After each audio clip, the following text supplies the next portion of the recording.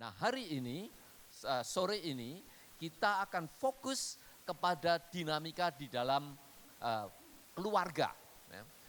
Bagaimana kita membangun satu resiliensi di dalam hubungan suami istri, atau bagaimana kita membangun satu hubungan sehingga hubungan suami istri itu bisa dikuatkan, ya, tidak rapuh tapi justru menjadi protective factor.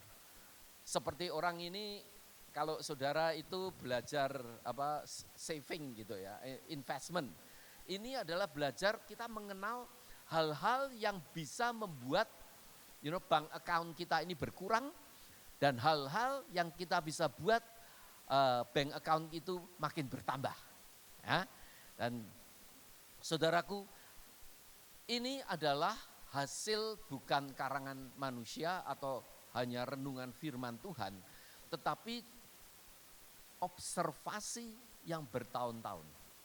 Nah, jadi yang saya berikan pada saudara ini dilakukan di Washington, UW, University of Washington. Ada profesor dan timnya namanya John Gottman. Ini salah satu yang terkenal. Dia jadi mengumpulkan tiap tiap weekend couple-couple sebelum sesudah menikah itu dikumpulkan, ya, nikah muda begitu, terus sudah punya anak, kemudian punya cucu, diamati terus, ya, berbulan-bulan, bertahun, tiap weekend dikumpulkan. Kemudian mereka dites gitu, di video semuanya, ya tentu di tempat yang kamar tidur mungkin tidak, ya, tapi interaksi sehari-hari itu pada waktu mereka weekend itu diamati, kemudian jalan darahnya diukur, keringatnya diukur, jadi pakai EEG macam-macam. Jadi mereka memonitor secara fisik, kemudian memberikan pertanyaan-pertanyaan secara secara psikologis, self report, kemudian diukur elektrodnya, pokoknya dimonitor semaksimal mungkin, kemudian di-convert menjadi matematik, kemudian di-relate melalui statistik, di-relate, statistiknya itu kalau mereka berinteraksi bagaimana. Nah, mereka menjawab satu pertanyaan saja. Apa bedanya merit yang berfungsi dengan baik dengan, ya, faktor apa yang menyebabkan merit itu bertahan, berfungsi dengan baik dibandingkan dengan merit yang berantakan. Ya. Jadi diamati, longitudinal study namanya. Dan di situ ini adalah hasil-hasil penemuan observasi bertahun-tahun. Nah, untungnya kita melalui hari ini kita mengenal, ya, faktor-faktor yang membuat merit itu menjadi less resilient, menjadi rapuh, dan kemudian cara menanganinya bagaimana, cara mengubahnya bagaimana. This is one of the best research in the world di dalam couple. Ya, saya belum pernah lihat lagi riset yang lain. Saudara bayangkan, kalau saudara tahu ini dan saudara bisa membaca, couple datang pada saudara, mereka bisa mempredik dengan akurasi 90-95%. Kalau kamu meneruskan pola perkelahian kamu, pola komunikasi kamu di dalam relationship ini, apakah couple itu, ya, dalam 5 tahun biasanya cerai atau tidak cerai? Mereka bisa predik, bayangkan. Nah, saudaraku, mari kita belajar bersama-sama. Faktor-faktor yang protektif, dan kalau saya renungkan di dalam firman Tuhan, ternyata resepnya itu ini. Di dalam firman Tuhan dikatakan, ya, Roma 12, 9-11. Hendaklah kasih itu jangan pura-pura. Jauhilah yang jahat dan lakukanlah yang baik. Kemudian juga dikatakan, hendaklah kamu saling mengasihi sebagai saudara dan saling mendahului dalam memberi hormat. Kemudian, janganlah hendaknya kerajinanmu kendor, biarlah rohmu menyala-nyala dalam dan layanilah Tuhan. Saudaraku, kata ini, jauhilah yang jahat dan lakukanlah yang baik. Anda aplikasikan saja di dalam relationship kita. Bagaimana kita bisa mengumpulkan, ya, memperlakukan partner kita, pasangan kita, untuk menjauhi yang jahat dan lakukanlah yang baik. Namanya positive love, cinta yang positif, hubungan yang positif. Sekarang ini sudah di riset di dalam dunia anak-anak, misalnya hubungan parenting. The best parenting style, salah satu yang the best, adalah positive parenting. Simpelnya gampang aja. Begitu anak melakukan hal yang positif, kasih pujian. Dipuji, direspek, dihargai. Kalau dia berbuat negatif, mendingan diem atau mungkin ditegur sedikit, kemudian move on. Dengan kata lain, jangan dikasih banyak perhatian kalau dia berbuat salah. Kita hanya memperhatikan kalau anak itu berbuat yang baik. Kalau memang memberi perhatian, mungkin mendireksi, memberikan tahu, tetapi tidak usah diomeli terus. Atau malah kita jadi spy. Berapa banyak di antara kita jadi orang tua itu, mata-matanya melihat yang jahat. Begitu ada kejahatan atau tindakan yang kita tidak inginkan, kita kasih perhatian, betul enggak? Ayo coba ngaku. Kita di dalam berparenting itu lebih yang melihat yang negatif atau lihat yang positif?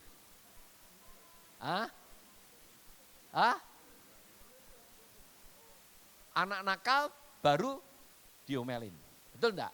Kalau anak baik diomelin enggak? Diem dah. Nah, itu namanya negatif parenting. Rak kualik ya. Apa itu? Terbalik ya. Terbalik kan? Ini hasil riset yang the best. Baik di kalangan hubungan suami istri ataupun hubungan orang tua dengan anak. Saudara kalau mampu saja mengubah hubungan dengan anak itu, setiap ketemu dengan ayah atau ibunya, dia merasa positif. Sama halnya dengan saudara suami dan istri. Kalau ketemu sama suami atau istri, coba tensi, perut Anda sakit, kayak mau gebukan, atau romantis. Simpelnya begitu. Nih, hendaklah kasih, itu kan penyataan kasih. Kasih bisa pada anak, bisa pada suami istri. Jangan pura-pura. Jauhilah yang jahat dan lakukanlah yang baik. As simple as that. Ya. Jauhi yang jahat, lakukan yang baik. Hendaklah kamu saling mengasihi sebagai saudara dan saling mendahului dalam memberi hormat. Cepet-cepetan. Jadi mari kita mulai spy. Kalau dia baik, puji. Saya belajar begitu, saudara. Istri bangun pagi, lodok di mana-mana, ya Miller. Ya, jangan lihat lodoknya. Ya, jangan lihat lodoknya. Cari titik-titik pujian yang mengena di hati. Wah, itu hari-hari bisa sedep, saudara. Masakan jadi enak, tidurnya juga lebih nyenyak dan sebagainya. Gandengan tangannya juga mantep, gitu loh. Praktekkan simple aja. Ya. Cepet-cepetan memberi hal yang positif. Saudara, saya ini sudah berapa puluh tahun. Belum pernah, itu konflik sudah jarang sekali. Enggak pernah malah. Simple. Dengan anak, dengan istri. Dulu pertama banyak wayangannya, saudara. Mau boroto gitu ya, wayangannya banyak. Tak, bom gitu ya. Tapi kita belajar, coba mempraktekkan, mengubah dari positif negatif parenting, negatif relationship menjadi positif, gak gampang. Tapi resepnya nih kalau mau pulang dari seminar ini bawa itu saja. Dan kemudian kalau saudara Anda praktekkan, miracle will happen. I guarantee. Ini hasil riset luar biasa saudara. Sudah di riset bukan hanya di kalangan di kalangan suami istri, tapi juga di kalangan anak-anak, juga di dalam peer group dan sebagainya. Very powerful. Simple seperti itu. Praktek Roma 12 ayat 9 dan 10. It's amazing. Kalau tidak bisa, ya kita juga minta kekuatan roh Tuhan. Alkitab itu mengatakan Tuhan menyertai, Roh Kudus menyertai. Artinya Anda jalan dulu baru disertai. Ya. Jangan nunggu roh Tuhan belikan aku gini supaya aku bisa mengasihi. Buce. Tidak akan. Itu, you do it first. And then Tuhan akan empower. Namanya menyertai kok. Menyertai itu you jalan dulu. Ya, problem Tuhan selesaikan. Lu menyertai, you hadapi dulu. Nanti aku sertai. Itu penting loh. Ya. Saudaraku, nih. Positive love therapy. Love in action. Cinta secara nyata dalam tindakan. Love must be sincere, hate what is evil, cling to what is good. Tadi ya, ini cuma bahasa Inggris saja. Kadang di jemaat saya kan tidak ada bahasa Inggrisnya. Nggak bisa bahasa Indonesia. Jadi saya ngulang aja. Nah ini studinya. Over 40 years of academic research began mulai tahun 1972. 40 tahun riset ini. Saudara ngawasi couple 40 tahun itu ya sampai bengoran, Anda cuma dapat ini tok langsung bisa. Wah ini benar-benar anugerah Tuhan. Loh ya kan, 40 tahun loh. Loh ini yang the best in the world. Saya gak main-main, 40 tahun. Saudara kalau ikut seminar begini, couple di Amerika, $1,000. Serius, terapi-terapi memakai praktek ini. Cuma ngajar itu loh di terapi, 1 jam $175. Cuma ngecap begitu loh. Loh bener, cuma jangan lihat ini kecapnya nih buatnya 40 tahun. Ini jangan take for granted, praktekkan. Saudara bisa mendengar, tapi kalau enggak praktek percuma. Bojai, orang, ya bener ya, kata bojai ada, tahu ya, tidak berguna lah. Nah itu bahasa Indonesia yang baik. Nah, tahun 76 bagian dengan Bob Levenson, observe 3.000 couple di dalam penyelidikan mereka. 3.000, gak akeh. Ya toh? Kamu ngitungnya 3.000 bisa bengoren, ya kan? Ini 300 couple riset, bayangkan tuh saudara. Ini pekerjaan luar biasa. Saya tahu, saya buat satu riset aja dengan self report 3 tahun. Bisa publish. Saat ini saya akan mulai satu riset lagi ya, bersama dengan beberapa university di Indonesia ini. Ya, tentang ini tadi, kebahagiaan. Ya, faktor-faktor apa yang membuat kebahagiaan dan juga religiositas. Jadi aktivitas kita religius ini apakah benar bisa menghasilkan kebahagiaan. Kemudian faktor-faktor yang memoderating itu apa, yang mengatur itu apa. Kan enggak langsung ke gereja langsung otomatis gitu.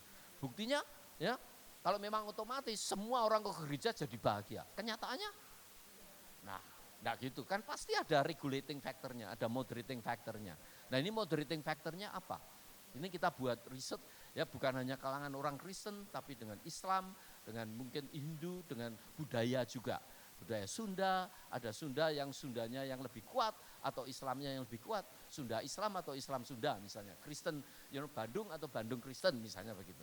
Nah ini yang kita sedang riset bersama-sama ya. Mudah-mudahan saya baru mulai ini. Tapi ini tadi sore saya dapat reportnya dari Pajajaran. Ternyata hasilnya luar biasa. Religiositas, ya ini belum dipublish, tapi religiositas di kalangan orang Islam ini, itu menghasilkan kebahagiaan tetapi melalui beberapa moderating factor. Antara lain adalah support orang tua. Jadi support family. Kemudian juga kemampuan self-efficacy saudara. Ya. Jadi itu tergantung juga keterampilan hidup dan juga kepercayaan saudara. Belief and skill. Baru saudara bisa bahagia. Kalau enggak belief, kemudian skillnya juga tidak bisa dalam menghadapi hidup ini, walaupun religiusnya baik, ada support orang tua, belum tentu bahagia. Nah, ini sampelnya itu begitu. Tapi secara statistik saya lihat, waduh amazing. Amazing is just kind, wow, amazing. Nah ini sedang kita kerjakan ya. Nah ini sama dengan Love Lab, ya dimasukkan laboratori, kemudian dia juga studi bukan hanya self report, tetapi secara fisik diukur. Orang kalau sedang tegang, sedang berkelahi, jalan darahnya lebih naik, kemudian detak jantungnya lebih besar, ya, dan itu semua akan mempengaruhi cara kita berkomunikasi. Nah, the master, functional and disaster of relationship. Jadi mereka ingin menjawab mana yang married itu fungsional, happy. Mana married itu yang berakhir dengan perceraian dan hancur 40 tahun. Mungkin dari dating, married, kemudian punya anak, punya cucu, 40 tahun satu generasi ini. Amazing. Ya. Nah hasilnya, nih, most couple itu ngalami ya, saling kritik, saling mempertahankan diri, saling menghindari, stonewalling, ya, mengeraskan hati, gak mau ngomong aku, jutaan bahasa Indonesia, bahasa Jawa jutaan, di sini apa? Purian. Nah, purian, ngambek. Nah, saudara ngalami itu kan? Ngalami enggak? Ada yang couple yang enggak pernah ngalami ini, kritik satu sama lain, saling mempertahankan, ada enggak? Hah? Semua ngalami kan? Enggak. Ada yang enggak ngalami? Oh, gak normal lah. Nah, ya tahu, semua ngalami, saya ngalami. I don't know you, I don't know. Semua couple ngalami itu. Ya. Bedanya apa? Different between functional and dysfunctional couple adalah perbandingan antara positif dan negatifnya. Banyak yang mana? Ya, kalau saudara kepruk-keprukan terus, berkelahi tiap hari, defensif, pantatnya gini, membadep sana, enggak ngomong. Itu lebih banyak daripada I love you honey. Wah, gigimu kelihatan putih seperti mutiara, matamu seperti bintang timur, hidungmu seperti dasun tunggal, bibirmu seperti bumper whatever ya. Ada merah delima, bukan bumper Chevrolet gitu, bukan ya.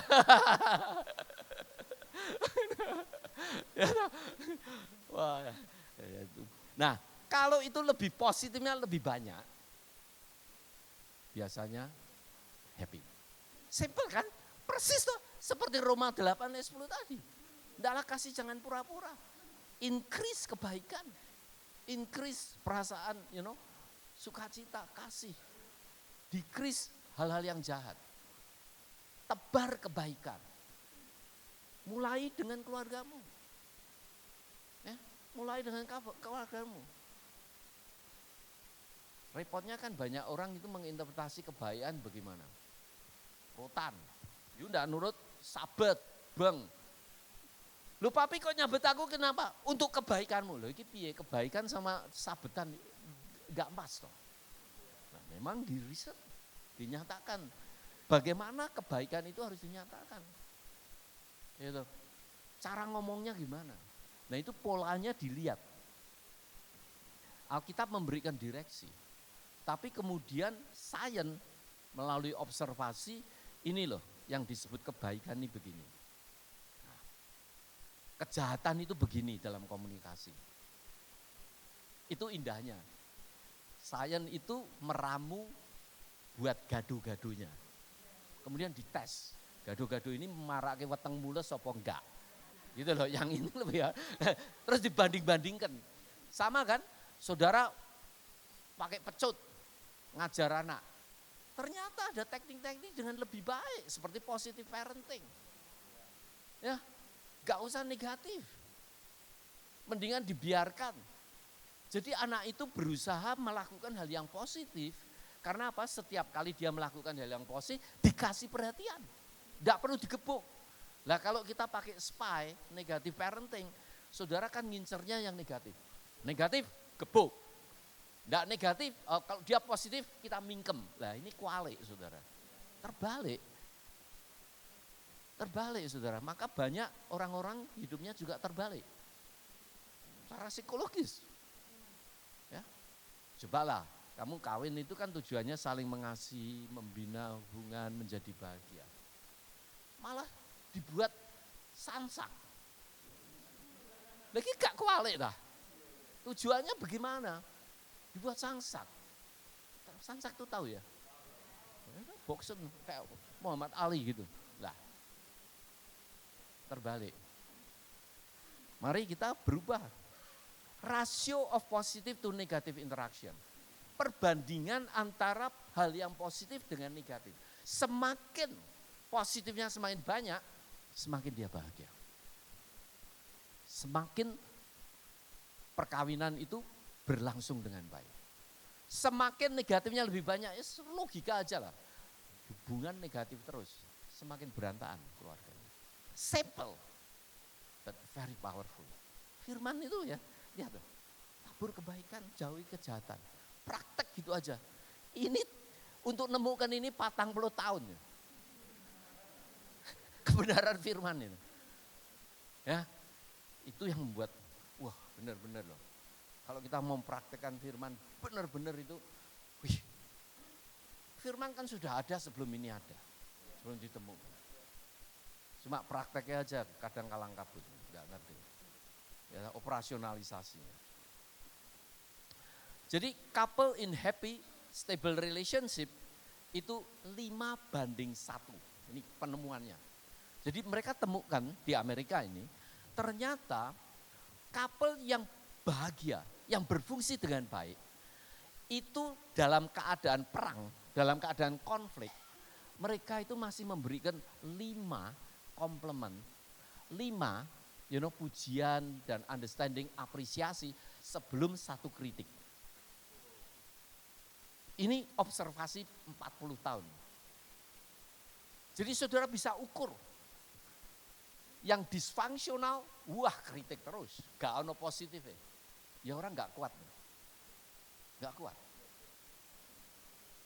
Yang ini keadaan gak biasa loh, keadaan konflik. Keadaan konflik. Jadi kita disegri yang fungsional. Dia bilang ya sebelum kritik 1. Ya, misalnya lambene ndumble gitu ya, apa. Dia mulai dulu, waduh rambutmu hitam, keriting, aku bener-bener lah. Kalau pegang rambutmu itu rasanya seperti di surga. Wah gitu tau. Lihat telinganya, ya, lihat pipinya seperti dasun tunggal, ya, matanya seperti bintang timur. Sebelum saudara mengatakan bibirmu seperti Chevrolet. Gitu. Itu 5 kali dulu, hitung itu aja lah. Jadi sebelum saudara mengkritik pasanganmu atau anakmu, cari 5 hal positif. Sebelum memberikan kritikan 1.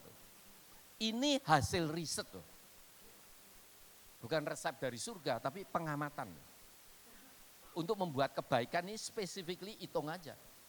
Saudara mau mengkritik seseorang, lihat hal-hal yang positif dulu.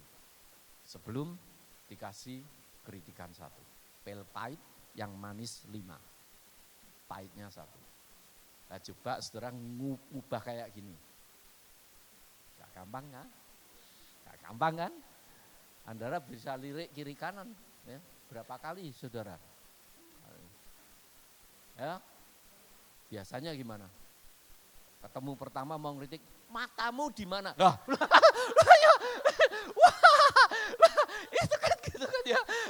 Waduh, lah itu, wah ya bubrah. Ya toh, kemudian eskalator, lah hidungmu di mana? Telingamu di mana? Nah, berantem lah. Nah, kalau dalam keadaan biasa gimana? 21. Ini diamatin. Positivity to negativity when simply conversing. Just conversing gitu loh.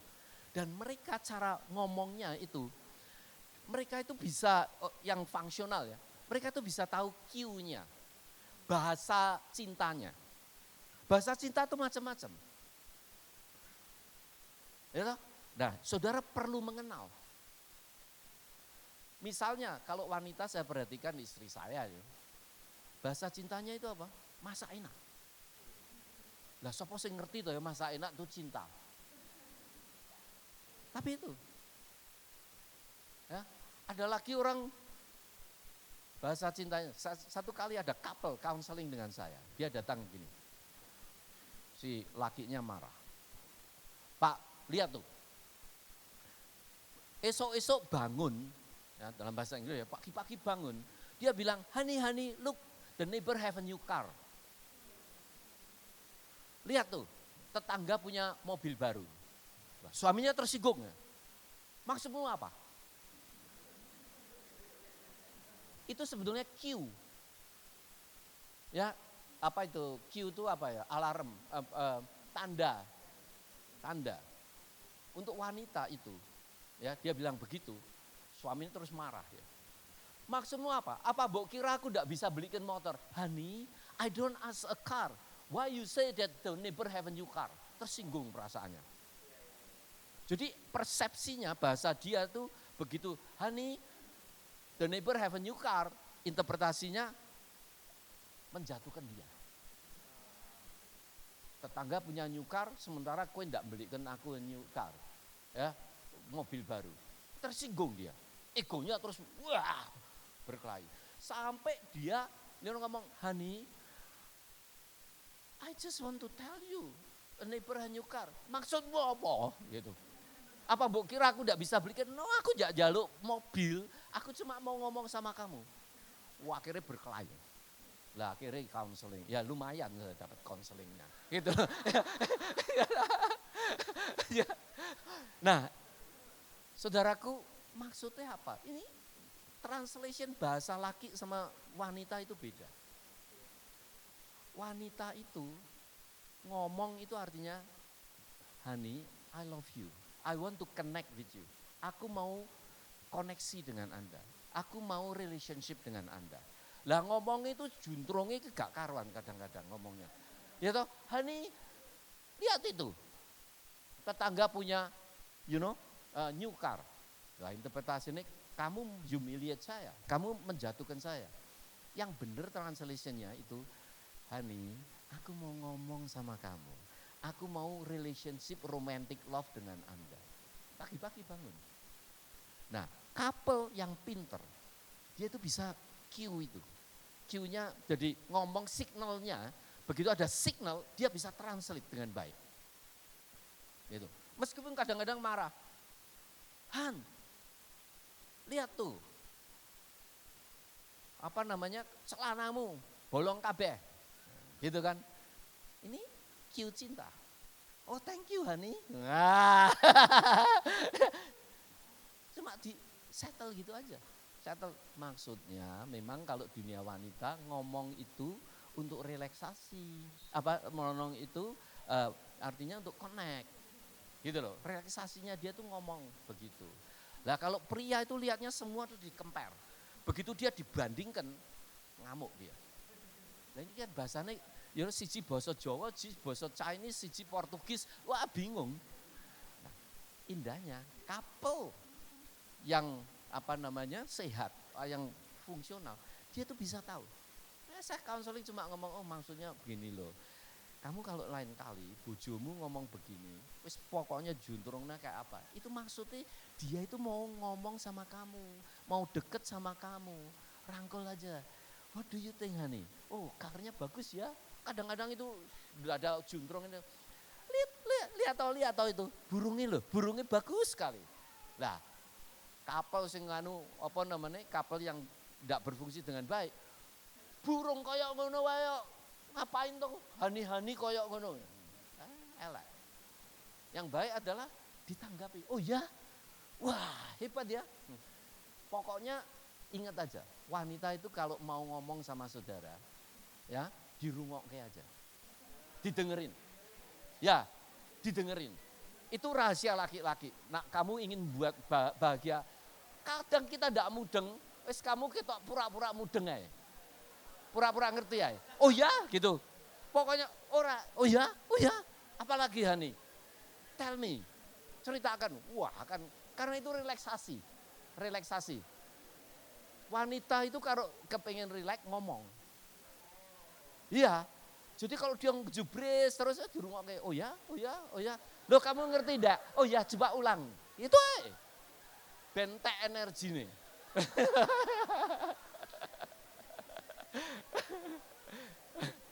Ya, biar habis energinya. Itu. Lah, rahasia pria itu kalau dia sudah nyekel remote control, duduk di ini, itu dia istirahat. Ojo mbok dobrak. Ngamuk dia. Itu kalau sudah gitu itu kupingnya jadi tuli. Loh betul, kupingnya tuli. Itu pria. Jadi dia fokus, kalau satu fokus gitu di interupsi tidak bisa. Kasih waktu. Nanti kalau sudah movie Koreanya sudah habis ya, itu baru diajak ngomong. Gitu. Kalau nggak ngerti. Nah itu ditemukan rahasia bisa mencapai 21 itu. Mereka itu bisa tahu language cinta, bahasa cintanya itu bisa translate dengan baik. Nah ini perlu latihan. Ya kadang-kadang makanya perlu teknik listening. Supaya ngerti maksudnya apa toh kamu gitu. Ya, ini bisa Saudaraku, master demonstrate affection, sense of humor, kasih sayang, gurau, ya, kemudian interest in each other, even during conflict conversation. Meskipun di tengah-tengah badai kehidupan konflik, mereka tuh tetap tertarik gitu. Cari hal-hal yang menarik. Ya, saya lihat kamu itu luar biasa, saya bilang, istri saya. Meskipun usia sudah tidak remaja lagi, tapi kulitmu, gitu aja, walaupun sudah spot-spot gitu ya. No, kasihlah 1.2, tiap hari itu dicarilah hal-hal yang positif. Itu rumah tangga jadi miracle. Betul, saudara jadi master. Itu membuat orang rilis, buat orang kepingin mendekat, tidak defensif, tidak mempertahankan diri. Ya, lihat macan seperti mempertahankan diri. Dia lebih terbuka, karena merasa aman, karena merasa di reward, merasa dipuji. Anak juga begitu kan? Begitu anak di reward, dirangkul, dimengerti. Walaupun dia berbuat salah, justru ditolong. Dia akan senang sama kita, lebih dekat. Dan ini tidak gampang, saya ngalami tidak gampang. Saya bisa melakukan itu di dalam keluarga yang hari ini saya bisa boleh dikata lumayan. Tapi untuk keluarga asal saya dengan sibling saya masih struggle. Bagaimana saya bisa memberikan safe environment kalau ngomong, karena saya anak pertama dan saya mengalami parentification. Parentification itu anak tapi dijadikan orang tua, sehingga stresnya banyak. Jadi tendensinya itu kalau ngomong sama adik saya marah, tendensinya humiliate dia. Itu pencak silat bawaan yang, nah sekarang sudah tua baru ngerti ini, mau meraktekkan lagi adik-adik sudah jauh, tapi ketemu pun itu munculnya gitu. Nah, itu struggle saya, gimana? Sampai sekarang belum berhasil. Ya. Artinya lumayan, tapi belum seperti yang saya implementasikan dalam keluarga saya. Ya karena saya kawin dengan istri seorang psikolog, jadi ya saya diterapi gitu loh. Ya, free of charge. Nah, maka mereka menemukan ada volatile couple emotionally. Jadi mereka temukan ternyata ada 3 macam couple yang berfungsi dengan baik. Satu adalah volatile couple, jadi konflik gitu ya, seneng konflik, emotionally expressive more positive and negative emotion, passionate fighting and passionate loving characterize their relationship. Jadi ngomong kadang berkelahi, tapi suasananya itu positif gitu. Saya pernah ketemu couple sudah tua ya. Dia bilang, wah tante itu nih cerewetnya enggak karuan. Iya ini, tante ini ngomong, ini om nih biasa nih begini. Tapi kawin 60 tahun, 70 tahun enggak mati-mati. Ya. Berkelahi terus. Saudaraku, satu hari Satu hari tantenya masuk rumah sakit. Wih, ini suaminya gulung komeng loh, nangis. Saya jenguk dia, aduh, aku sepi banget, tidak ada sing tidak berkelahi, nangis gugu-gugu. Nah ini volatile couple ini, nggak ada sparring partner itu juga tidak enak. Ini ada yang macam gitu. Ini ada jenis yang ini loh, jenis ada yang begitu. Jadi saudara lihat, selama rasionya itu positifnya lebih banyak dari negatifnya, selamatlah gitu. Ya. Validating couple yang saling komplement, moderate emotional expression and strong marital friendship. Jadi saling validate. Thank you honey. Gitu. Wah, ya. Pergi kemana-mana gandengan, kelihatan, wah menarik begitu. Ini ada validating couple, semuanya ini fungsional. Semuanya fungsional. Jadi yang penting rasionya. Bukan lihat, wah konflik terus dan sebagainya. Lihat, kalau konflik, meskipun dalam konflik suasana positif, no problem. Dia fungsional. And then conflict avoiding couple, menghindari konflik. Sepi aja di keluarga ini, udah pernah konflik. Papi mami saya enggak pernah konflik, enggak kelihatan. Jadi semua underground gitu. Tapi ya, 91, 88, 8 anak. Everlasting sampai hari ini. Ya, jarang konflik. Avoiding the least emotional expression. Nggak ekspresi. Orang Indonesia kan banyak suruh ngomong, honey, I love you. Opo gombal, kan gitu ya. Ya kan, enggak apa-apa. Itu nanti ditranslate di dalam bahasa cinta tradisi saudara, enggak apa-apa. Ya. Gombal tapi sambil tersenyum itu kan positif gitu loh. Ya, itu saya sendiri enggak model Amerika begitu. Ya. Tapi kita tahu walaupun kata-katanya kelihatan negatif atau menjatuhkan dan sebagainya, tapi suasananya, humornya. Nah, itu yang penting persepsinya itu dia tahu ini kita maksudnya baik, positif. Itu enggak apa-apa, harus ditranslate di dalam budaya setempat. Prefer to talk about the strength of their marriage. Dia studi, ya seringkali komplement, wah kita bersyukur ya punya jemaat baik-baik. Kemudian kalau mereka punya problem kita bisa tahu dan kita bisa belajar dari mereka. I can learn from that. And dari waktu ke waktu saya sharing ya, dan berbicara. And conversation of a note of solidarity. Ya. Jadi kalau kita ada konflik, akhirnya ya kita selesaikan. Oke, ini, nah, kemudian move on. Ini 3 jenis couple yang sama-sama fungsional dan diamati itu berhasil dengan baik. Ya. Saudaraku, ada 6 sign.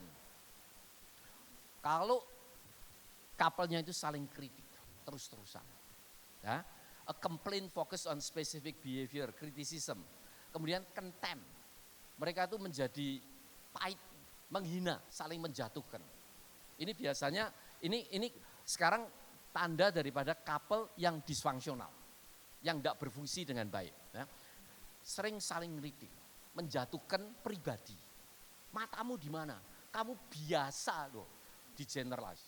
Kamu tidak pernah mengasihi aku, kamu tidak pernah cuci piring. Di generalize. Kan harusnya spesifik. Kritik yang baik itu spesifik. Oh hari ini kelihatannya kamu lupa cuci piring. Ganti daripada kamu tidak pernah cuci piring ya. Itu kritik pribadi. Di label. Ya. Contempt, sarkasm, menghina. Percuma lah. Kamu percuma lah. Honey, I want to talk. No, percuma. Menjatuhkan, menghina. Ya. Atau guyon tapi nyelekit gitu. Nyelekit apa ya? Menyakitkan. Nah, itu contempt, menjatuhkan. Kemudian defensiveness, belum apa-apa sudah siap dulu perang. A way of blaming your partner. You are saying in effect problem isn't me, it's you. Ya, kalau kita defensif itu sebaliknya you yang salah, bukan aku loh. You salah. Defensif. Ya. Kemudian stonewalling, menghindar. Ya, mengeraskan hati, gak mau ngomong. Wis, percuma lah ngomong sama kamu. Ngomong kayak apa ya? Apa ditinggal minggat malah. Ini sudah stonewalling. Saudaraku, kalau ini berlangsung terus, biasanya 5 tahun sesudah itu pecah. Ini di couple di Amerika. Mungkin Indonesia agak beda karena budaya, agama dan sebagainya lebih kuat. Tapi di Amerika 5 tahun dengan akurasi, kalau saudara menemukan pola ini yang terus-menerus negatifnya lebih banyak daripada positifnya, 5 tahun predik 90-95% cerai.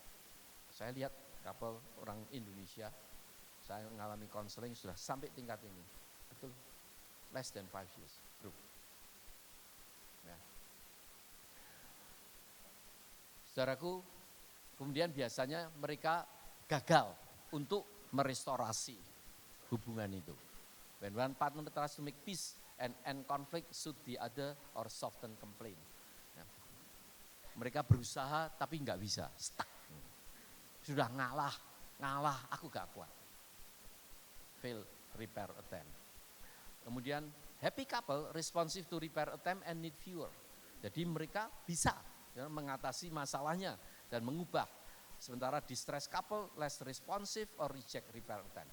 Saya pada waktu akhir daripada salah satu counseling itu, ya sampai suaminya bilang, oke, kasih aku lagi kesempatan. Dulunya wanitanya yang mengejar, prianya yang sudah stonewalling, menghindar. Terus akhirnya dia berkata, waktu ketemu, waktu counseling itu, aku siap cerai.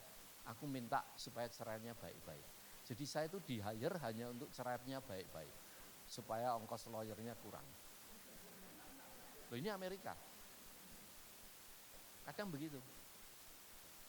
Jadi supaya reconcile-nya tidak saling baik. Tapi saya coba untuk yang perempuannya untuk kasih kesempatan lagi. Tidak pernah konseling, tahu-tahu ini keadaannya itu seperti orang sakit itu sudah koma.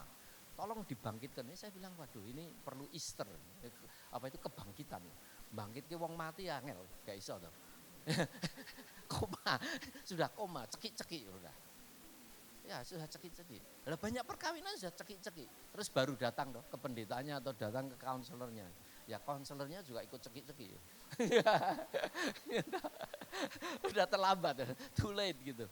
Fail repair attempt combined with the 4 horsemen predict with 97,5% in fact. Ya. Jadi kalau sudah pada tingkat sudah tidak mau repair lagi, ya, dengan akurasi meningkat 97,5%. Maka ya, 4 housemen itu tadi 4 pola tadi, criticism, stonewalling, defensiveness dan sebagainya. Itu biasanya dalam waktu next 5 years 97,5% kalau sudah tidak bisa di repair, tidak mau repair. Itu yang terjadi. That makes sense.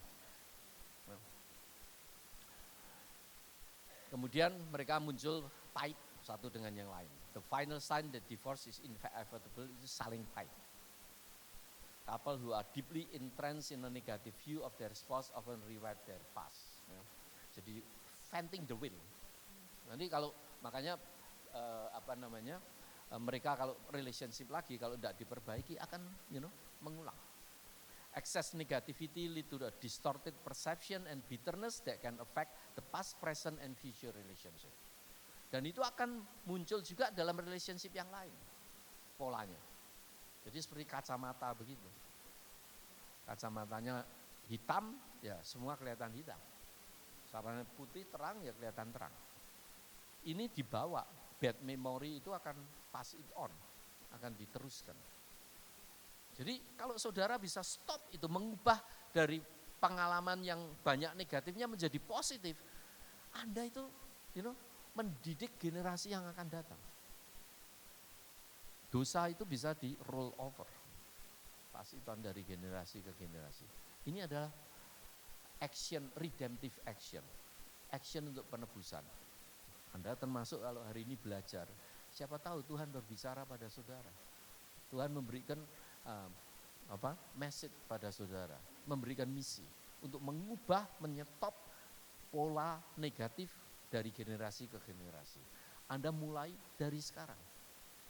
Relationship dengan family, dengan suami istri, dengan anak, dan itu miracle akan happen across the generation. Amazing. Right? So, saudaraku, Jadi dengan kata lain, secret of marital relationship itu bukan karena compatible, cocok gitu. Wah, pas semua cocok. Tetapi how to couple handle differences and incompatibility. Gak ada orang yang sama. Semua unik. Selalu dalam couple dalam relationship itu ada perbedaan, ada konflik. Nah, masalahnya kuncinya adalah bagaimana kita handle konflik. Bagaimana kita handle differences. Asal hasilnya itu pengalaman positif lebih banyak dari pengalaman negatif, selamatlah perkawinan Anda. How do you resolve conflict? Kemudian the overall quality of emotional interaction. Apakah banyak positifnya? Itu seperti saving gitu. Semakin pengalaman positif itu didapat, semakin saving Anda di dalam relationship itu semakin banyak. Semakin kurang, ya semakin problem. Gitu loh. Jadi Anda perlu mendesain dan lihat pengalaman dengan suami istri itu bagaimana. Kemudian secara intensional kita melakukan intervensi. Nah, saya akan berikan hasil-hasil intervensi yang yang disebut positive love therapy. Sama, Roma 12:9 ayat 10. Simple. Reduce negative emotion and perception. Reduce what evil. Kurangi jahat. Yang jahat dikurangi. Caranya apa? Emosi negatif itu dikurangi. Nah, apakah saudara bisa regulasi persepsi saudara terhadap pasangan saudara itu? Lihat positifnya. Mulai dari situ. Lihat positifnya. Lihat kebaikannya. Kemudian saudara tambah itu kebaikannya kepada orang lain. Mulai dari diri kita. Itu tekniknya begitu aja. Reduce, mulai dengan emosi saudara, rasakan. Aku nak lihat anakku kok sengit, aku lihat suami sengit. Wah, apalagi kalau dia datang belum mandi, baunya luar biasa, sengit aku lihat itu. Lah mau beli parfum atau dimandiin. Wah, gitu loh. Ya, jadi sabunnya diganti kayak atau bagaimana? Kurangi hal yang jahat. Increase positif. Emotion and perception. Emosinya, persepsinya, cling to what is good. Tebar kebaikan sebanyak-banyaknya. Simple kan? Tebar kebaikan. Nah, caranya gimana? Ya, saudara handle sendiri. Gitu. Tiap budaya mungkin beda caranya. Tapi nanti saya akan berikan sampel yang di riset di Amerika. Kemudian saudara nanti bisa aplikasikan di Indonesia, budaya mungkin beda-beda. Tapi yang penting ini, persepsi harus jadi positif, perasaan menjadi lebih positif terhadap suamimu, terhadap istrimu, terhadap anak, dan sebagainya. Increase during non-conflict, yang seneng-seneng gini pas enak-enak itu, kita harus aktif. Selalu dalam satu hari misalnya berapa pujian yang saudara berikan untuk suami istri. 1:20 loh. Itu dalam keadaan biasa itu kritiknya 1:20 komplimennya. Nah, itu Korea dalam 24 jam saudara ngeritik suami istri pasangan saudara itu berapa kali. Resepnya yang fungsional 1:20 komplimen. Makanya enggak heran saudara. Saya pribadi merasakan rumah tangga adalah surga. Ya loh, saudara datang bayangkan loh. Saya datang ke sini nih terus terang saya merasakan surga. Kenapa? Datang di sini disalami orang semua yang mukanya sepet-sepet itu terus ketemu saya tertawa. Enak ini. Enak. Salami. Itu increase perasaan kita loh. Heaven loh.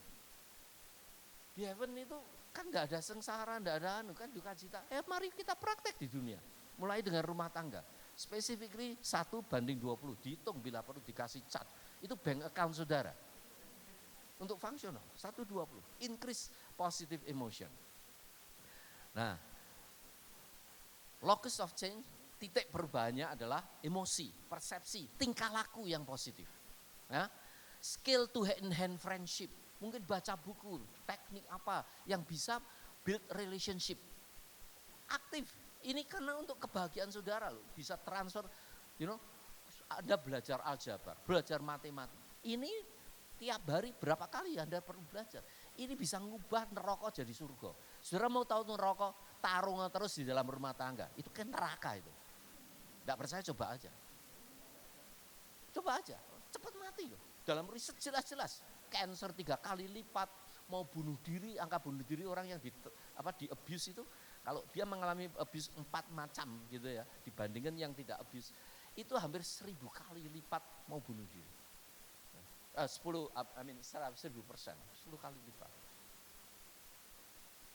Ngubah ini, waduh, skill to manage conflict. Kalau ada disagreement bagaimana? Nah, kan banyak caranya, ya kita perlu belajar. Skill to create share meaning.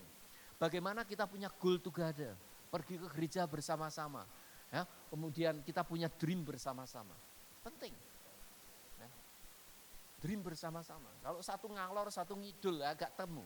Satu hilir, satu mudik ya, kalau di sini bilang gitu. Hulu atau satu mudik. Enggak ketemu, saudara. Share meaning. Nah, ini bisa dipraktekkan. Jadi mereka ketemukan tekniknya yang simple begini. Kritik, ya, kan kalau couple sering kritik, diganti menjadi use gentle startup. Defensiveness diganti dengan take responsibility. Salahku apa? Jadi tidak defensif, tidak nyerang dia dulu, kita merefleksi diri. Contempt, penghinaan, ya, build culture of appreciation. Daripada menjatuhkan, kita build saling menghargai, share resep. Ya. Nah, penghargaannya caranya bagaimana? Saudara mesti belajar satu dengan yang lain. Ya. Ngasih bunga belum tentu satu couple merasa itu appreciation dan bahagia. Kadang saya tanya sama istri saya, kamu gimana? Kalau tak kasih bunga gitu suka ada? Ya suka, tapi ya iman-iman duitnya katanya. Ya tidak usah gitu loh. Betul, ada istri yang gampang untuk diapresiasi. Ya. Gampang. Ya. Kemudian stonewalling, do physiological self-soothing. Ya. Kalau kita hatinya sudah mangkel, mau menghindar dan sebagainya, ya kita perlu untuk memeriksa diri, kita mulai menghibur diri, supaya kepahitannya lebih hilang.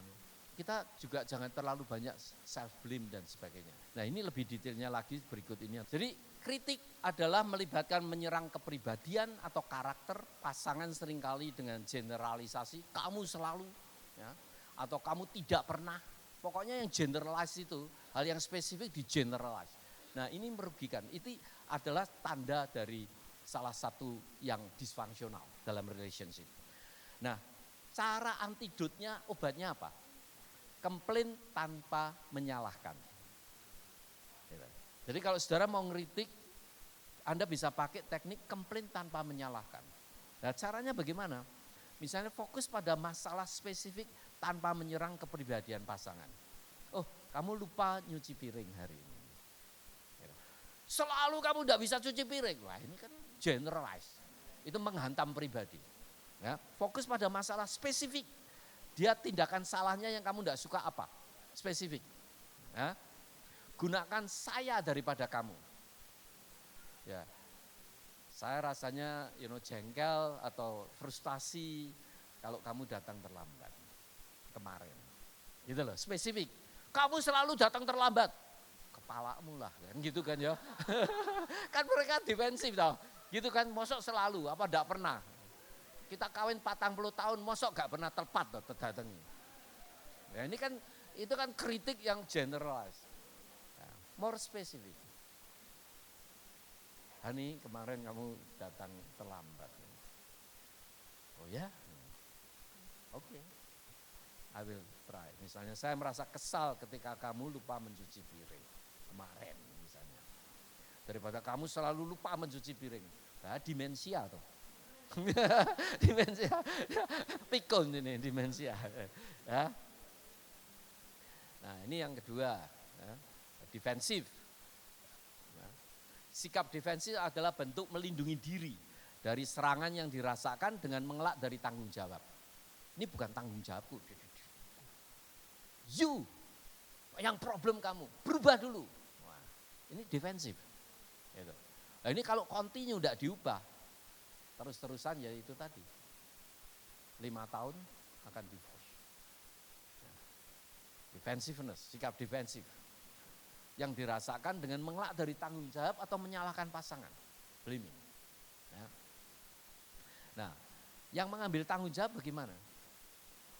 Alih-alih mengelak atau menyalahkan, akui bagian Anda dalam masalah tersebut. Misalnya, wah saya sorry ya kalau saya terlambat. Saya seharusnya memberitahu kamu lebih awal. Jadi take responsibility. Ganti daripada wis telat tapi pura-pura nggak tahu, malah nyalahke orang. Ya, malah nyalahkan. Kan sering kali gitu kan. Saya juga gitu loh. Loh ya, saya ngalami begitu. Nah, ini kita perlu identifikasi step by step. Sehingga kita take responsibility.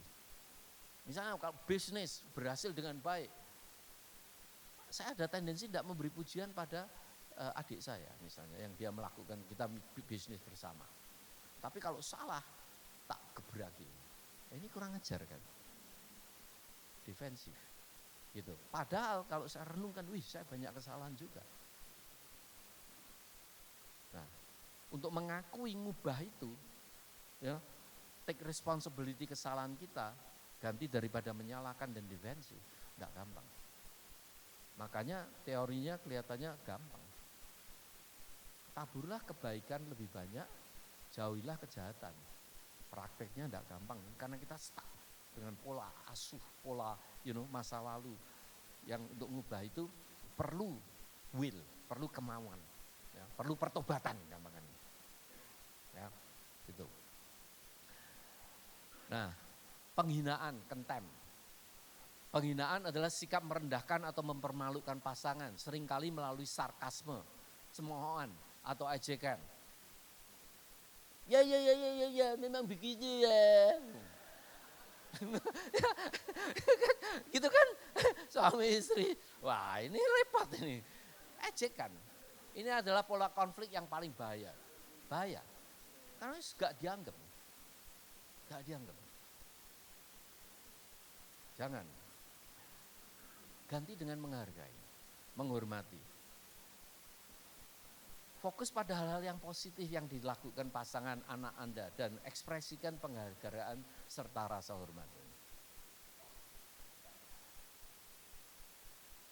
Jin, aku ini orang yang paling berbahagia di dunia. Kadang-kadang ngomong gitu. Kenapa? Karena kamu.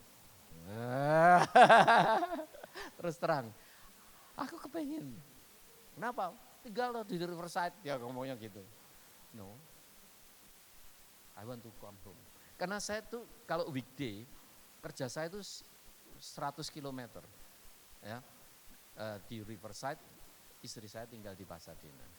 Dan saya merasakan kalau setiap kali weekend itu saya kepengen pulang. Miss, seperti sekarang ini ada perasaan miss. Gitu.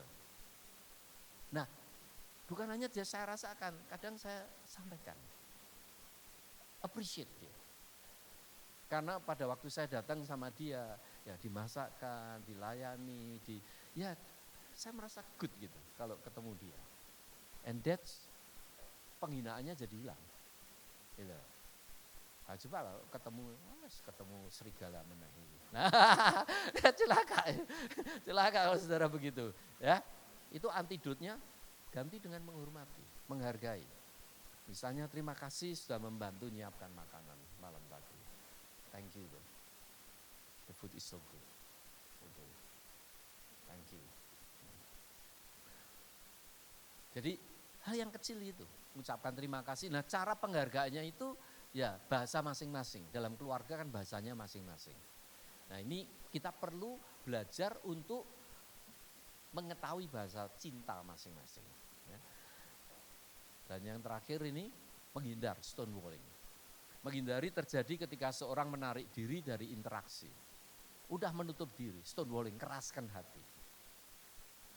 Baik secara fisik maupun emosional. Sebagai cara untuk menghindari konflik. Udah, mungkin mulai ya, pantatnya itu direksinya sudah saling berbeda gitu. Nah, kadang malam diginikan sampai istrinya geletak.